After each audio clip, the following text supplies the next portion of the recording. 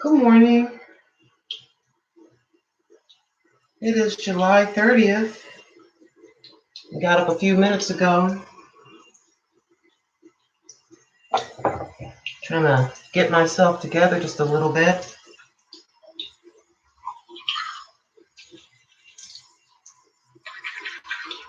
Gotta take care of what we gotta take care of. I go back to work today,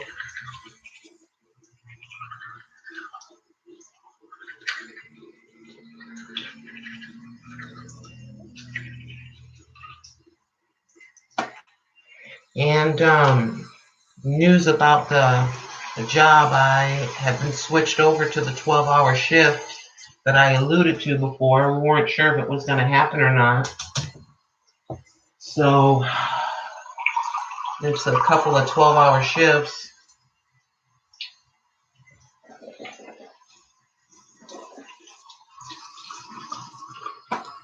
I don't know. I just felt like talking to somebody.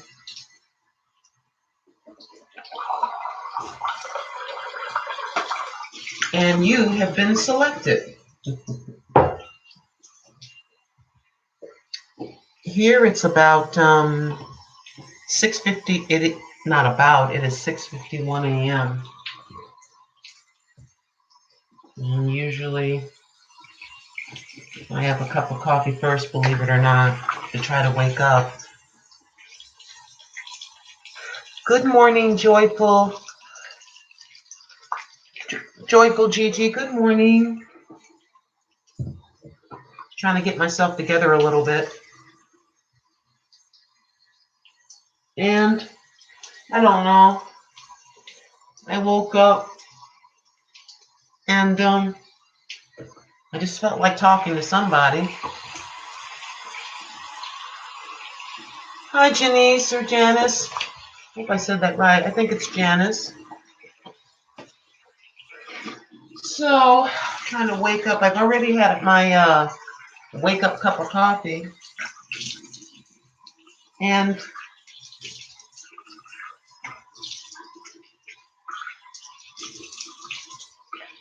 I just felt the need to come in and talk a little bit. We are going to a 12-hour shift, and I've got to go in, let's see, 5 hours sooner. And the employees have been separated into four groups, and I'm in a group of people that's okay, but there's another group of people I prefer to work with. Excuse me a sec. There's a group of people I would prefer to work with. Nothing against anybody, but we all have folks that we are friendly with or friends with or get along with or have the same work ethic. So I use baby lotion. There's my moisturizer usually.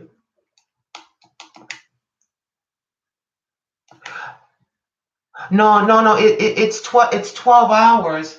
In other words, I usually start at midnight, but I start at 4 p.m. to 4 a.m. I worked a 12-hour shift the other day, and the day before yesterday, well, anyways, 2 days this week I worked a 12-hour shift and then an 8-hour shift, and I go in and I look, there's a schedule posted. These people, they communicate by putting stuff up, and you just come in and discover your life has changed. We knew it was coming. We had a meeting, but the operators, if you will, machine operators and stuff like that have been on 12 hours. Us ordinary everyday folks, we're supposed to go onto 12 hours July the 28th. Well, July the 28th, today is the 30th, came and went, and no one was saying anything to us. There was just a few of us still working 8 hours. And just by a sheet of paper, we discovered that our schedule had changed. So they gave us a day off, and then you go back and you're going back to 12. You know, I can't even get angry about it. I've just grown so accustomed to this, just the way it is, you know. A little disconcerting, but as we say, that's just how it is. And they did grant me the. I had said that I had asked. I'm sorry, I'm just a little bit tired. I don't mean to be confusing. I apologize. But for the 2 days I had off, I said I want to apply vacation time to that, so I'm paid for those days. And when you go to the time clock, you can look on there and see what's been applied. And I saw 16 hours vacation. So thank the Lord, honestly, that that has been applied. So yeah, I felt a little kind of hesitant to come on, but then again, you are my Dr. Phil's and Dr. Phyllis's. And I just had an overwhelming desire to come on here and to talk. So we'll try to put this together a little bit. But yeah, I think I was meant for more. It doesn't make me better or worse than anybody else, but I do think I was meant for more than chucking and slicing potatoes. And I got to tell you something that I found kind of surprising. When we had this mandatory meeting discussing the 12-hour shifts, they said, okay, machine operators and such and so, and this group will be going on to 12. The unskilled, he said unskilled. I understand it's a simpleton job, but he actually said unskilled. That really hurt my feelings. And so when I looked at the sheet, it says unskilled. I just find that kind of strange. Why would you call it a group of people unskilled, even if you're cleaning a toilet, or whoever's doing whatever? Why would you? I don't know. I just find that kind of, I don't know. That really bothered me. And y'all know I'm just a very simple person and I'm not an egotistical person, but for some stupid reason, that kind of really hurt my feelings. And I know I'm a grown up. Omaha TV, see Belinda Davis, good morning, sweetheart. And Derek Nelson, Jan Wright, good morning to each and every one of you. Good morning to all 13 of you that are watching me this morning. And thank you for the 4 thumbs up. I appreciate it. But they run through a lot of employees because basically it's factory work and it's very hot and it's very physically demanding. And it's you don't expect someone to go, oh, you poor little baby, I know you're working so hard. You don't expect that, but there is a severe lack of communication. You know, you will have a mandatory meeting that you have to go to the meetings. And we had a new head of the company come in. So this man I've never seen in my life is standing up and he's talking. He doesn't even introduce himself to say, hey, my name is John Smith. I'm the new CEO or whatever his title is. He just starts talking and saying how it is, you know. And a person will come by, there'll be a supervisor. The supervisors change as well. I don't know why, but it's like every time you go back to work, it's a group of supervisors, the same group, but you see a different one every time. So everything isn't, I don't want to just say it the same. But anyways, it's just a company. I thank God for this job. I'm very humble and grateful to have it, but I do wish that things were a little bit better. I wish that the communicative process was better, because we are human beings. We're not, just little robots. We do have feelings. I don't expect you to rub my arm, but I expect at least a little bit of communication, to communicate properly. You find out that you're going to go on to 12 hours by coming in for an 8-hour shift, and you look and see a sheet of paper up there. And then I'm looking for my name and I'm trying to find out A, B, C, or D group. I'm trying to find out, when this is, I see it looks different, but I didn't understand it. So I had to grab another employee who's been there a while. He says, your name's right there. And this is when you're going to work, you know. There just wasn't any warning. It's okay, but no, no. I don't need you to warn me a month, but could you give me 4 or 5 days to wrap my head around that I have to go to work instead of um, midnight, that I have to go to work at 4 o'clock in the afternoon. Yeah.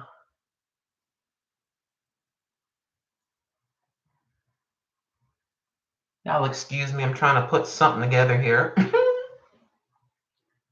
Yeah, and so I come in to say hi, good morning, and just to talk a little bit.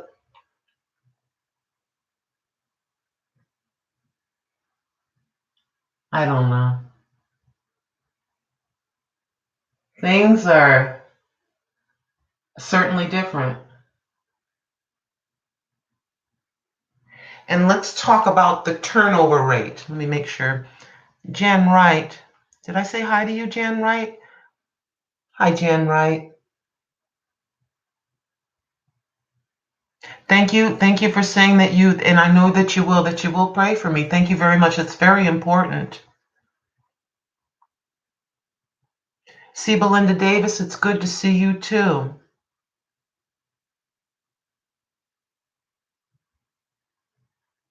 Derek Nelson says the world likes to demean people by nature. So true.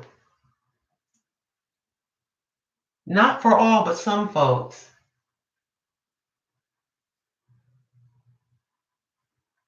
And this company,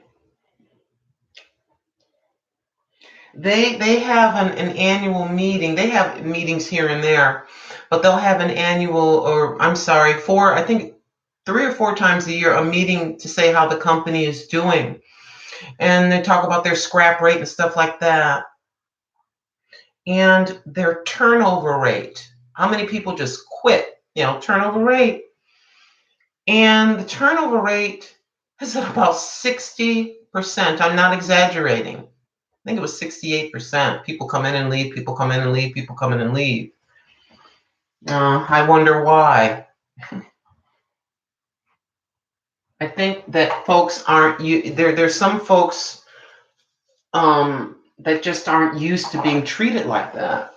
But like I say, I mean, you got to have a tough skin.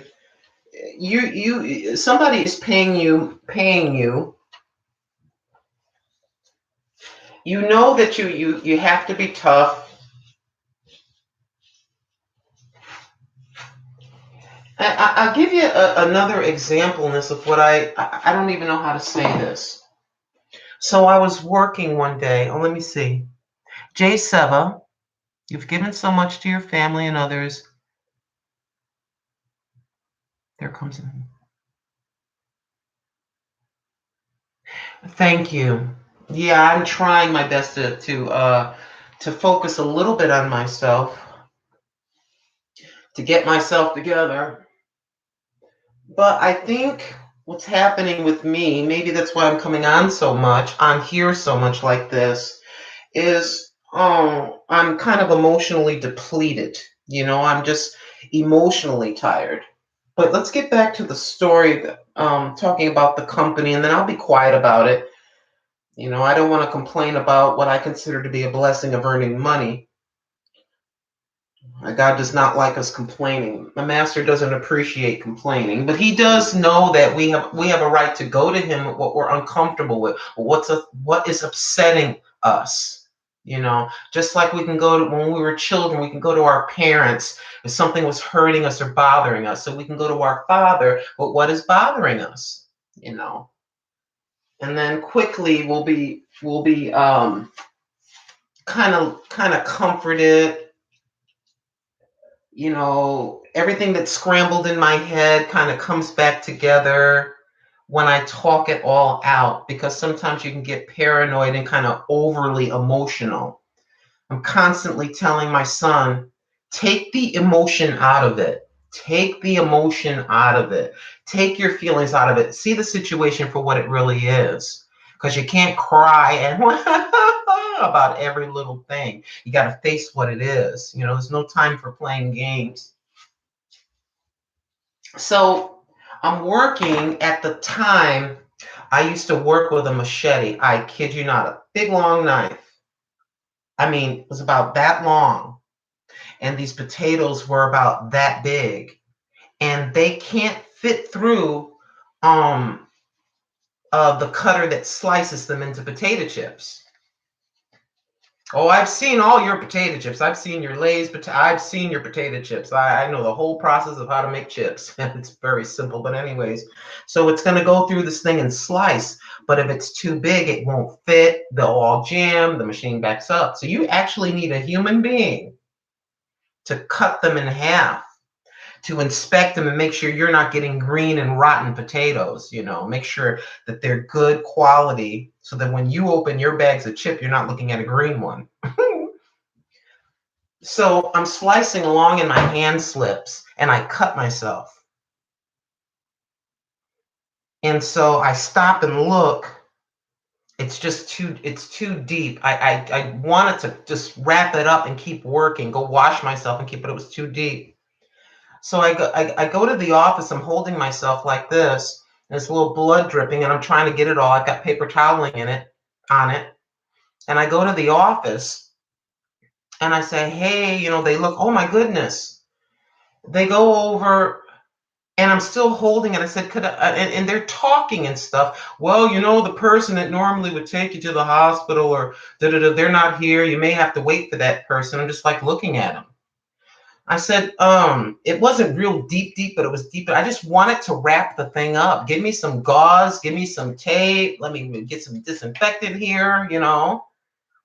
And so I said, and they're two supervisors are talking, and I'm just sitting there and I'm looking at them like they're crying. What is wrong with you, right? I said, could I please get some gauze or something? Could I get some disinfectant or something? Some cream or something? Oh, okay. So he comes over. He gives it to me. They're talking. I got little bits of shredded potato and dirt around there, and I'm cleaning it myself. They don't have anybody assigned. And so I'm looking at a little slit like this. It's not that deep, but deep enough. It's cut. So I'm sitting there. I'm kind of peeping up at them, and I'm cleaning it. I wrap it and wrap it and wrap it. I got the gauze around it and everything like this. And they say, well, I don't think you should stay the rest of the. I'm trying to stay the rest of the shift. Believe it or not, I'm trying to stay. They're like, no. Oh, here, and then I'm filling out some paperwork. What happened, and then, oh, if you let us know if you're gonna go to the doctor by yourself, let us know this, that, and the other thing. It just gives you, and I mean, everything's fine now, obviously. But that just gives you an idea of how this is so impersonal. I'm wrapping it myself. When I worked in Carolina and I bumped my head and I was bleeding, they stopped everything. Here comes a cart with my supervisor. They've got several people throughout the plant trained in small cuts and bruises. They bring me to a room designated for this. He washes his hands. He puts on rubber gloves. He's very concerned. Are you okay? And he's He's looking, I think it was back here somewhere. He lifts my hair up, hold your hand. He's putting disinfectant, and then, you go ahead and go home, and then, let us know, da da da da. You go from that to this. I'm sitting there, they're talking, and I'm cleaning it and wrapping it myself, and then I just go home. I happened to be off 2 days after that, so it was fine. Oh, exactly. Yeah, I wish I was down south too. It's just a different atmosphere. I hold no grudges or anger or anything against anybody, you know, and I just pray a lot. This isn't, oh, poor Miss Bad. This isn't that. I'm just telling you, what happened. But I say, okay, that's just me times millions of other people that walk into these factories, you know. I think that the management, they can't see because they're in their air conditioned office. They can't see. And for some, they don't want to see. They've got a bunch of people that they're stockholders, and they're the bosses that are above them. And you trickle it all the way down to someone as simple as me and all the other people around me, you know. And another story. Okay, I think I have it kind of together. There, um, there was a young lady, and she. There's two areas. I work one. You go through literally what looks like a garage door, and then there's all these potatoes coming down and come to me. And then there's other lines, and it goes over to another area. It's a teenier area than mine. Sometimes I work that. And um, there's this other lady, and she's very, very quiet. She hardly says anything. She's very quiet, and it's okay. Some people, they're just busy. I'm just here at work. I'm not a social butterfly. I'm just here to do my job. I'm respectful, so on and so forth, and go home. And that's okay. And so I didn't see her for a few days. I didn't see her for a few days. Looking for my glasses. Got 89 pairs of Dollar Tree glasses. So, is it possible for me to move down south soon? Well, I'm the lease is until February. I put $1,000 down to get into this place. Do y'all hear me? That was my vacation. That's why I don't have vacation pay. $1,000 down. $1,000 was an entire paycheck in 2 weeks. Get paid every 2 weeks, and a bunch of vacation days. That's how I got in here. Oh, I figured a way. When they said it was $1,000 down, I felt like they just told me I need $5 billion. But God gave me a little bit of wisdom about the vacation pay that I had, and that applying them to days off would make my paycheck that much bigger. And hallelujah, guess what? You see me in here. But I digress. Um, so she had when you're cutting potatoes like that, you get a splashback. They're wet. They come off of a truck onto a conveyor belt, onto a line. They go through a tumbler. Here's what your potato chips are doing, honey. They go through a tumbler with brushes. There's these brushes. And so water is being sprayed down, and brushes are cleaning them. Then they come out onto a line, and they come to you. And you're sorting these. You're looking for green ones and, rotten ones and all this other business. And you've got a trash can on wheels next to you. And you're just looking, after a while, I don't look directly at them. I see the entire line. After a while, you get some skills, even though they're calling us unskilled. You get the skill of seeing 200 potatoes at one time in a group in your mind, in your eye, believe it or not. And I can be just looking one way and I can see one over here and over there and I can kind of grab them right quick. I'm, like that. God is good and gives me strength and just gives me that ability. And so she is sitting, sitting there, and she's got, the reason why I mentioned that they're wet is that she's got a face cloth. They have those blue cloths you see at the Dollar Tree, the ones that you can wipe your car down with or whatever, the micro cloth. She has one on her shoulder. And what happens is she falls asleep. She fell asleep and leaned forward. She fell forward. I thank God she wasn't hurt.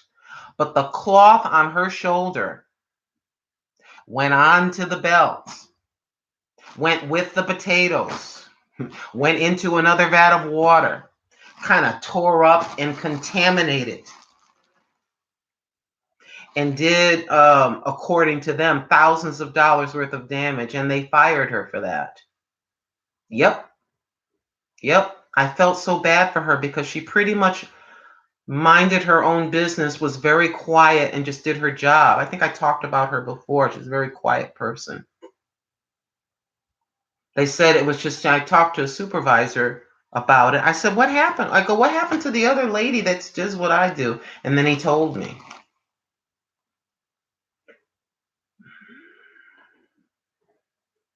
Thank you, Joyful Gigi. Getting kind of ready quickly and being able to talk to you. It's just that, as you all know, if you do something 1,000 times, you just sort of, if I didn't lay the makeup and stuff out first, I probably wouldn't have been as quick. But anyways, I just think there are so many of you, so many of us that are just dealing with a lot of different things, including work. So you go into that world and you're dealing with that, you're dealing with that. And then, I'm happy it's nice and quiet now and everything like that. But I have to go in, like I say, 4 p.m. my time, 4 p.m. to 4 a.m. But what I'm going to do is I'm going to go into that office and say, hey, I don't want to be with the D crew. I want to be with the B crew. The B crew, they're kind of like me. We're kind of go-getters, As you're working, you're supposed to get up when things slow down and just clean up the stuff on the floor, literally taking a water hose and just watering things down. For me, I like my area nice and clean. I'm water hosing and using a squeegee so that my coworkers, when they walk by, because some of them do, I don't want them sliding and falling down. I care about them and I care about myself. But some folks, they just wait to the very end of the shift, and I come in and they're supposed to stop and clean up for the next shift, and some of them do not. So when I come in, you can clock in up to 8 minutes early. I try to clock in 8 minutes early. I mean, get paid for the 8 minutes. It all adds up. And I come in to a mess and I'm cleaning their mess to get myself ready for my shift. I don't say anything. It's just how it is sometimes. But get this, the guy I told you about that's 80 years old, if he is the one that's working before me, the shift before me, it's pristine and perfect. Now, an 80-year-old man, 80, that still shocks me even to say it, has a work ethic that many of us understand. It's a different kind of work ethic. And by looking at him and the lines of his face, you can tell that he was out in the fields probably for many years out there. You can tell that by looking at him. And he runs around like he's 50, And I told you this the other day, that he would stack pallets. His job up to like 3 or 4 years ago was stacking. You know how big a wood pallet is? He would be stacking the wood pallets by hand. So if he was doing that about 4 years ago, that means at 75 or 76 years old, this man was picking up pallets by hand and stacking them. I wouldn't want to get in a round with him in a boxing ring. I think he'd probably knock me out with his pinky. But mucho respect for that man. DC Kool-Aid and Lisa, good morning to you. I was just coming in to say, hey, how you doing? And talking about my the change in my work schedule from 8 to 12 hours, and coming in here with my raggedy old self trying to encourage somebody because somebody needs it. Somebody needs it. I was watching an interesting video, and maybe some of you have heard of this. They have two people sit down in the video. They put a stool down, excuse me, for each person. And they write down their insecurities or something about themselves. Literally in a letter they're writing to themselves. And then they each read the letter to one another, you know. And there was two girls and a Hispanic girl, and she said, not knowing your language, your native language means you're not 100% Hispanic, like that. She was writing her feelings down. And I could so relate to that, being half Puerto Rican and being raised, in the community. And I actually, when I was young, when I was, I don't know, 12 or 13 or whatever it was, I had a girl look at me and said, "You're not Hispanic because you don't speak Spanish." And I tried to explain to her how ignorant that was. I said, well, if my parents were Chinese or Asian, whatever way you would like to say that, I want to be respectful and say correctly, let's just say Asian, and they spoke, an Asian language to me, that's what I would be talking right now. But English was spoken to me as a child, and that's why I'm talking to you in English. It has nothing to do with race. I really don't care about race. It has nothing to do with race. I don't even know what else to say about that, but it's just sometimes people can be so, they just can be, okay, they can be so ignorant. What is wrong with you?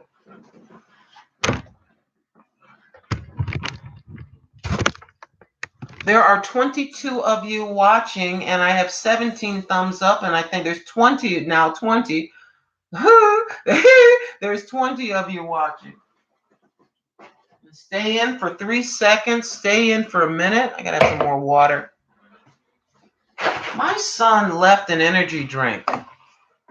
He likes those energy drinks. I do not.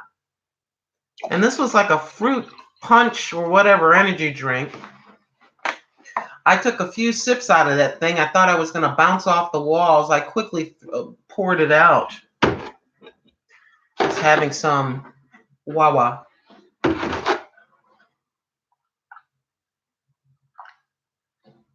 The insecure portion of my personality as I'm talking to you is saying how boring this is, this video and what I'm doing.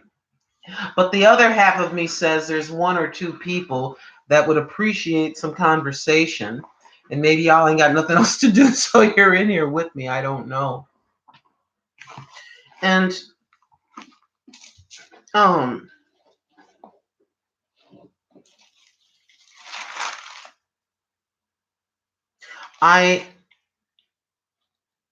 okay.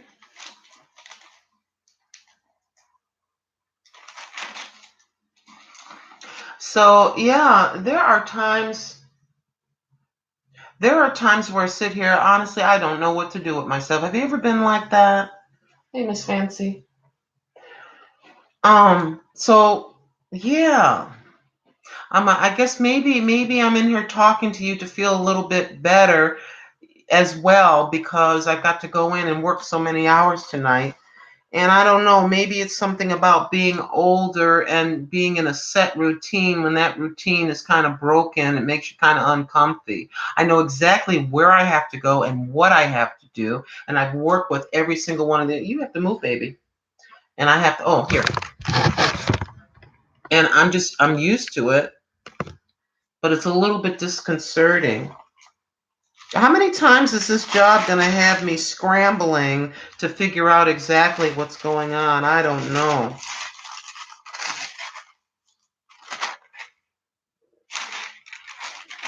And my daughter-in-law is still doing quite well with her pregnancy. She's through the first trimester. She's due in December, and she doesn't know yet, what she's having. There are some difficulties according to the doctor. There's something going on, but she's going to go in and have a procedure done so that stops what that is. And so, to calm myself down and I will read Psalm number 118. Oh, give thanks unto the Lord, for he is good, because his mercy endureth forever. Let Israel now say that his mercy, oh, I thank him for his mercy, endureth forever. Let the house of Aaron say that his mercy endureth forever. Let them now that fear or revere or respect the Lord say that his mercy endureth forever. I called upon the Lord in distress. The Lord answered me and set me in a large place. Sometimes he sets you in a large place in your mind.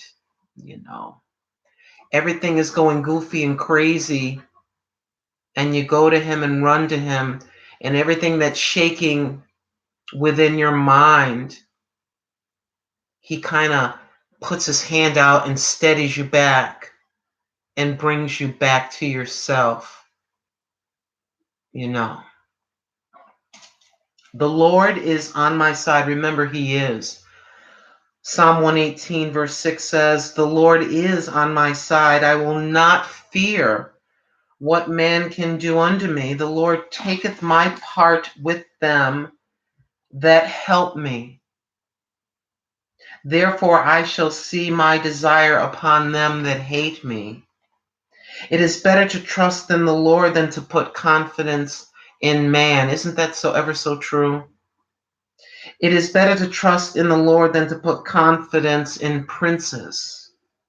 All nations compass or surround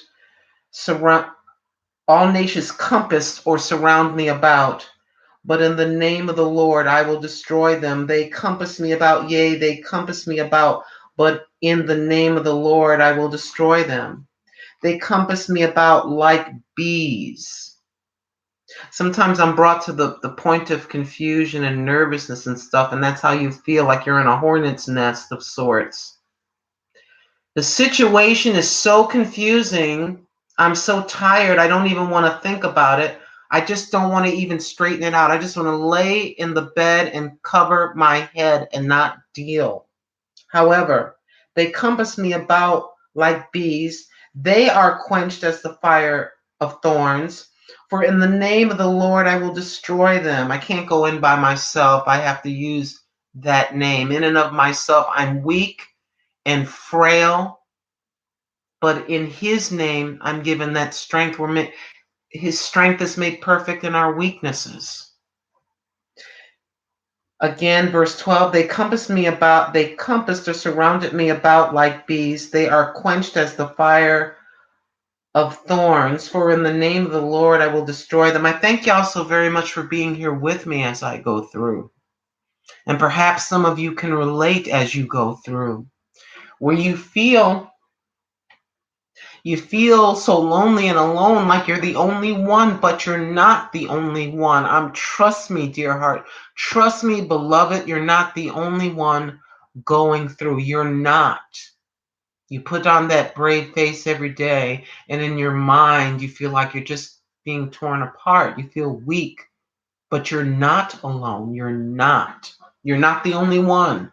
Trust and believe. You're not. Verse 13, thou hast thrust sore at me that I might fall, but the Lord helped me. Some of those people that sit there and try to thrust through you, as this says, they thrust through to feel better about themselves. I'm telling you now. They thrust through with their tongue and their words and their actions at you because they're really weak, and it makes them feel strength to weaken you. It makes them feel prettier to say how ugly you are from their perspective, you see. I feel better about myself because I made you feel worse about yourself. I'm telling you now. That's a very weak person that does that to someone else. I'm telling you now. The Lord, what is the Lord to you? The Lord is my strength and song and is become my salvation. I got to say that part, that verse again. Psalm 118 verse 14. The Lord is my strength and song and is become my salvation. Why do I cling on to him? Because he knows me better than I know myself. Because he realizes a third of the angels that went on Lucifer's side and came down from heaven and are running around here irritating and killing a lot of people around here. He knows that. He he he knows that, and he knows their personality, and he knows mine. He knows exactly how much I can endure, and when I'm just about to fall, swoops in and just picks me up before I fall all the way down, not physically, but mentally. He swoops in. This is a one big test. I don't like going through this test of life for 70 or 80 years, but this is just how it is, and I recognize it. It's okay. But he swoops on in just when you are a thread away from losing it. Oh, yes, indeed. I just for me, I don't know about anyone else, but maybe a few of you as well. To those that are fallen away from the Father, the person is going to go through a very tough test, and he'll be waiting with his arms like this when you come crawling back. Some step away from him because it's more comforting to be back in the world. Go back to that group of people. It's more comforting and easy not to be held accountable for your thoughts, actions, and deeds. It's easier to forget about that, like kind of when you leave your parents and you go out and hang with your friends and do what you will, and then try to put on a straight face and be behaving when you come back home. The wayward child, we come crawling back. The voice of rejoicing and salvation is in the tabernacles or tents of the righteous. The right hand of the Lord doeth valiantly. The right hand of the Lord is exalted. The right hand of the Lord doeth valiantly. I shall not die but live. I shall not die but live. And not just physically, mentally, spiritually. Sometimes you feel like you're just kind of running and looking and running and looking, and there he is, and all of a sudden, here comes that calm and peace. I can make it another day. I shall not die, but live and declare the works of the Lord. The Lord hath chastened me sore or much, but hath not given me over unto death. I don't know why sometimes we're taken to the end of ourselves, but sometimes I think we're taken to the ends of ourselves and we find out how either strong or weak we are, and then we're shored up and stronger. And then when that happens again, that doesn't bother us because we've been strengthened in that area, whatever category or area in our lives that is. Open to me the gates of righteousness, and I will go into them. And I will praise the Lord. That's key. It's hard to praise the Lord when you're all the way down and you're in tears. You're all the way down and you're angry. You're all the way down and betrayed. You're all the way down and lacking. You're all the way down and looking in the fridge and it's empty. You're all the way down and you got 4 diapers left in the bag. You're all the way down and you need 400 to fix your car. You're all the way down and he just dumped you. You're all the way down and someone racially said something nasty to you. You're all the way down and somebody dumped dumped you. You're all the way down and your child just cussed you out. You're all the way down and your husband just cussed you out. You're all the way down. You're all the way down. It's hard to praise. But I'm telling you, when you start that praise despite your human circumstances, your spirit will stand up within you and be strong and shore you up. And then all of those things, no matter how painful they are, they seem to fall as a feather to the side, and that is not strength coming at you. That sword of all of what I just said, you look over at that sword you thought was steel, and it's plastic, and it melts and it sets to the side, and you're re-strengthened, and you can deal with whatever that is. You can't, it doesn't seem like when you're going through at the time that you're strong, but you would be absolutely amazed at how strong you are. The real you is the spirit you. Those that worship him must worship him in spirit and in truth. I'm telling you now. Goodness gracious, I feel better. Open to me the gates of righteousness, and I will go into them, and I will praise the Lord. The gate of the Lord talks about in the book of Revelation the 24 elders that are around the circle, and they're just constantly saying, holy, holy, holy. They're constantly praising him. I think if we go ahead and join the 20 and 4 elders as the 25th and just praise him, I'm telling you, the strength that you gain with that. I will praise thee, for thou hast heard me and art become my salvation. The stone, the stone which the builders refused, is become the headstone of the corner. This is the Lord's doing. It is marvelous in our eyes. This is the day which the Lord hath made. We will rejoice and be glad in it. This is the day that the Lord has made, and we will rejoice and be glad in it. Glory to the Most High. Save now, I beseech or beg thee, O Lord. O Lord, I beseech or beg thee, send now prosperity. Blessed be he that cometh in the name of the Lord. We have blessed you out of the house of the Lord. God is the Lord which hath showed us light. Bind the sacrifice with cords, even unto the horns of the altar. Thou art my God, and I will praise thee. Thou art my God, and I will exalt thee. Oh, give thanks unto the Lord, for he is good. His mercy, glory to the Most High, will endure forever. I don't care what you hear about people. They just have made their decision that they're going to step away from him. They have made their decision and said, they don't believe in him anymore. They don't believe that the Bible is true. You hang in there. I said this, I think yesterday or the day before, that even the most elite would be deceived. Excuse me.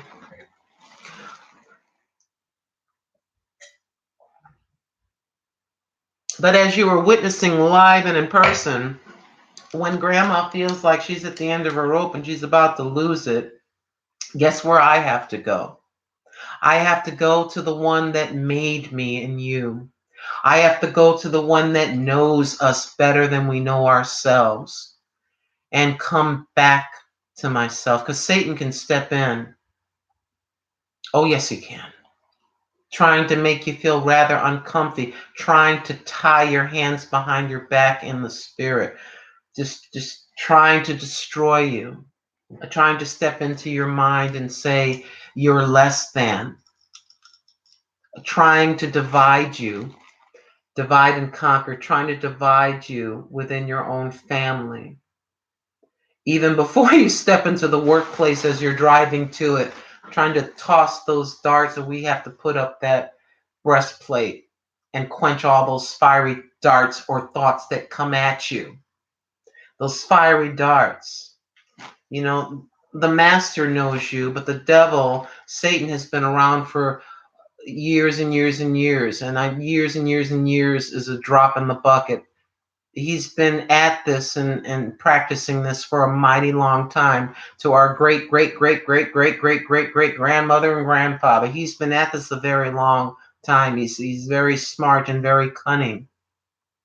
What they say, a murderer from the very beginning and very deceitful. Oh yes, indeed.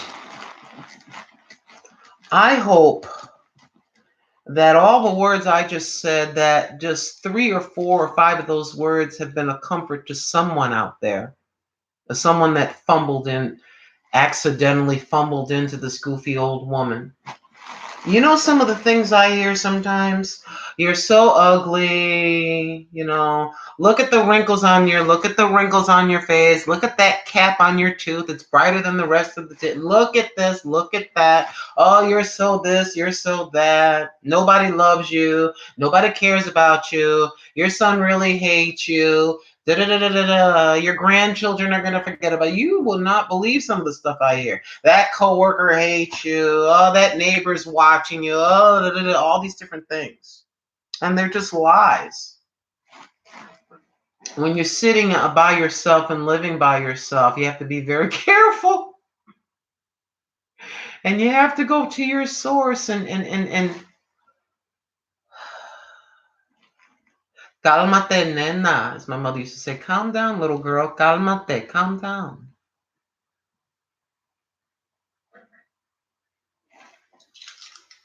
I'm just running my mind, and I apologize. Thank you, Yaki Snacky. Yes, Derek, it's hard to rejoice in the middle. That's one of my challenges.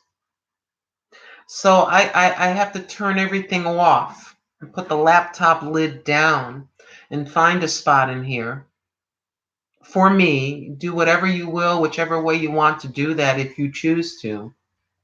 And I got to get down on my face. Father, I just don't know. How am I going to do this? How am I supposed to send him that? If I send him that, then how am I supposed to, what am I going to, and then something like, I thought you trusted me comes back to me. Why are you telling everybody about me? I thought you trusted me. Trust me. It's gonna be you're all right. I've already run ahead of you. Matter of fact, Miss Lynn, I already know when when your last day is going to be. I already know all the things that you're going to experience along life's journey to that last day when we meet face to face. I was thinking the other day, we have I don't know how to describe that. When you're reading and when you're worshiping and when you're praising, if you do that, we have an idea of Jesus or Yeshua HaMashiach. We have an idea of God or the Most High. We have an idea in our mind's eye. But one day in real life, I mean, it is real life, but we have a projected image in our head of things, what things are going to sound like and look like in the afterlife, if you will. And I keep saying, the real Jesus, the real God, not a movie or a cartoon, the real, like the real. I keep aspiring and trying to reach for the real. I keep trying to understand what he really is like, though these words tell me what he really is like, that personality and what he expects of me. But it's going to be a one-on-one meeting. And every once in a while, I think about that. The real, live and in person. I think about what that's going to be like. The communicative process is me praying and just talking like I'm talking to you and reading. You hear about the near-death experiences. Some I believe and some I think, I don't know. And allegedly, they've had their meeting with. and they've been told it's not your time, go back, you have things to do. I know you all have probably seen some of these videos or some of these people. And so I sit back and I just think about it every once in a while. I think about it, try not to think about it too much, just a little bit sometimes, because we're right here, right now, having to deal with life.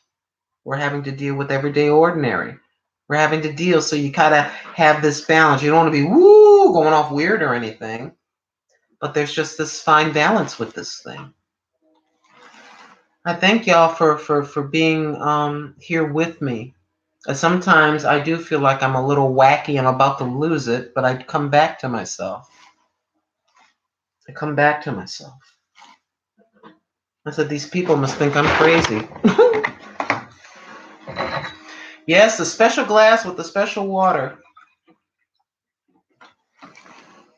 So, been in communication with my boy, and he's dealing with a few things. And, you just kind of talk them through whatever that is. And say you're a grown-ass person, excuse me. And sometimes you're going to have to deal with difficulty. And sometimes mama can't make it all better. You understand? I do all that I can, but you can't. You have to be careful with your children, and it's a grown man. It's a grown man. You got to be careful. I can't enable certain kinds of. I can't enable. I can't. I have to step back a little bit. I just feel, being confessional here as I always am. I'm depleted, honey. I'm depleted, and I'm tired. And like someone had said earlier, if I'm trying to come back to myself, and if I deplete everything, I just can't do that. I can't. Anyways, confession is good for the soul.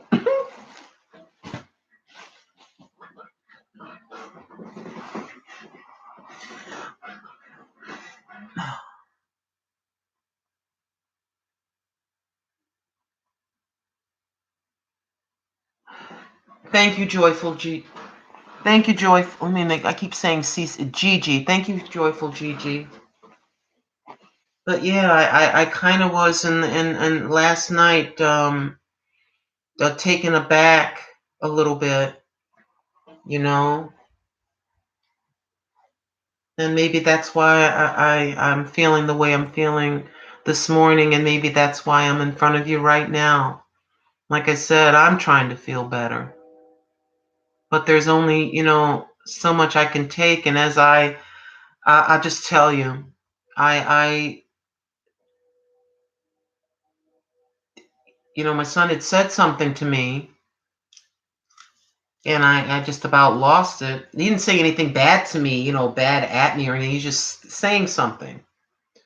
I said, something, I am a human being. I'm just not a robot that steps out the front door and tosses and chops potatoes and comes back smelling like you know what, and earning money. I am a human being with feelings.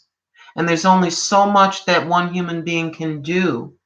And just because I'm old, and I'm almost 60 years old, doesn't mean that I don't have a life. And it may not be an exciting life, but I do have one. And I have people that the Father is telling me that I'm supposed to be helping. And I can't be extending myself left and right constantly and depleting myself in this fashion. I am a human being. I just, okay, I just went off, you know. You have all these things that are crooked, and mother and grandmother can't straighten every crooked way out. And sometimes it's like, okay, I went along in life and I messed up. Can you make it better? I went along and did that. Can you make it better? I went over here and did that. No, I can't. I can't make everything better. I can't. You're going to have to be like some people that are looking at me right now and myself. You're going to have to go through. You're going to have to know what it's like to eat ramen noodles. You're going to have to go through and know what it's like to be disrespected in the workplace. You're going to have to go through and learn what it's like when things get thin. You're going to have to learn that lesson. You know, I can't always be like, this is you, and the pillow is my money, and the pillow is my statements, and the pillow is my place, and the pillow is my car, and you land all soft. And sometimes you're going to have to fall down. It doesn't mean that I don't love you, but how are you being strengthened if I run with a pillow behind you all the time? I can't do that. I'm actually making you weak if I do that. We have to be very careful with our children and grandchildren, even our friends and relatives. And we have to say this, no, I can't. I can't. I just can't. The little piece that I have left of my life, I'd like to live it. And that's not being, I'm telling you something, you're not being selfish in that statement. I'm telling you, you're not. You're not being selfish.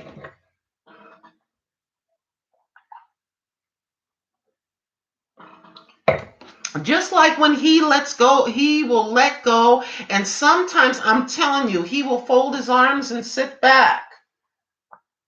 Okay, there's a situation. You're claiming to be a Christian. You're claiming to love me. You're claiming to serve me. I'm going to put my hands back. And what are you going to do? I'm going to be back here. I'm watching. It's just like when you're teaching your children how to walk and they fall on their ducky diaper. You ever watch them waddle when they first walk? You know, the carpet is there. They got the little duck butt diaper, and you let go and you watch them and you let them walk, and then their legs get strengthened, and then all of a sudden they're running and you're chasing them. In a sense, that's what you have to do with your teenage and young adult children, in a sense. You got to let them strengthen their legs, if you will, themselves, their lives. You gotta sit back. He's sitting back watching me. I'm sitting back and I'm watching you. As crazy as that sounds, I know someone can relate to what I'm saying. We silently sit back and we don't tell nobody. But you know, you gotta sit back. Get off me. You're feeding. Get off me. Turn around and go do it for yourself. Like that stupid illustration. I got powdered milk now. There's nothing left. Get off me.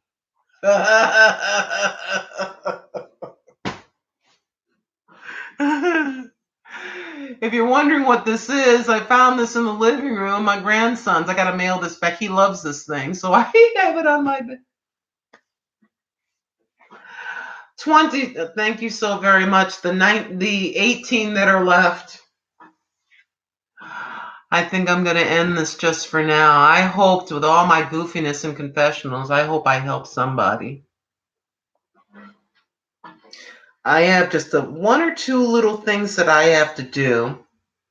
It's not even 8 o'clock in the morning here. Normally, if I go in at midnight, I love each and every one of you. Thank you so very much.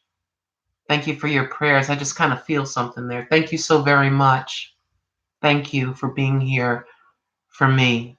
Thank you so very much. I really appreciate. Normally, if I'm going to at midnight, the alarm is set for 11. And then I get up and do what I got to do and go off to work. So now it's 4 p.m. and I got to set it for 3 o'clock. So if the alarm is set for 11, my hiney better be in bed for a second nap, if you will, by 8:30. So I kind of can feel rested when I get up. So now, if the alarm's set for 3, that means about noon or 1 o'clock, I better get that second nap in.